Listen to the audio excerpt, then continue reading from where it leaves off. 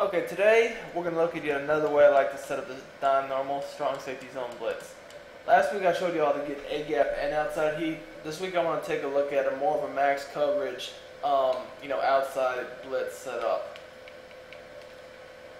And right now I'm just picking a play that we can go up against offensively, but again, strong safety zone blitz. Alright, and the way to set this up this week, what we're doing is, again, we're going to show blitz and grab the strong safety and stack them in this gap. You kind of want to do this to fake the A-gap heat. But we're going to call bump, and when we call bump, we're still going to stick control of this guy so he does not move, and we're going to put him in zone coverage. Now, there's really no set assignment. I don't know why that just happened. Anyway, let's go back. Now, like I was saying, there's really no set assignment I'm going to put this guy in. It's really just depending on what the offense is doing, but, a safe bet is a purple zone. Okay, so now you must contain this defensive tackle to the left of the center. The guys to the right of the center, you can do whatever you want with them.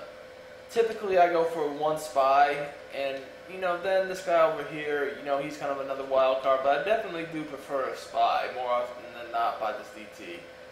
But for the sake of it, we'll just put him in a flat zone here. Or even, you could, if you wanted to, you could put him in a contain if you're worried about the rollout. Because the contain is going to cover the quick flats anyway, and then they won't be able to roll away from this pressure coming from the left. Should get this DB from the left untouched, whereas we got coverage all over the place, so it's almost like a max coverage slash blitz anyway. Alright, so you see here, try to roll away from the pressure, and the contain is waiting for us. So let's take another look at this.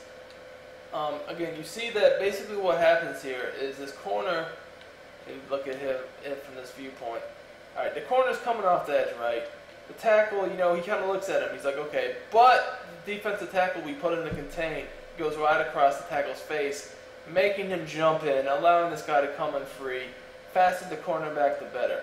Now, at this point, the cornerback, obviously they're going to try to roll out to the right if they see this heat coming. Notice though, nothing is open. So that's why, it's best to have that guy in a contain, especially against more mobile quarterbacks. But you could, if you wanted to, you could put the defensive tackle on the right also in contain and then put that guy in coverage.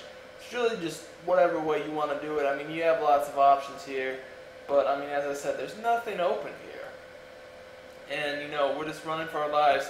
One guy's basically blitzing us and he's coming free. So whenever you see a play, have the ability to do that, and again, we have the ability to also bring the A-gap pressure from this setup. It's obviously going to be a thorn in the side of the offense because they're really not going to know whether you bring the pressure, whether you're dropping back, and if you're bringing the pressure, where it's coming from.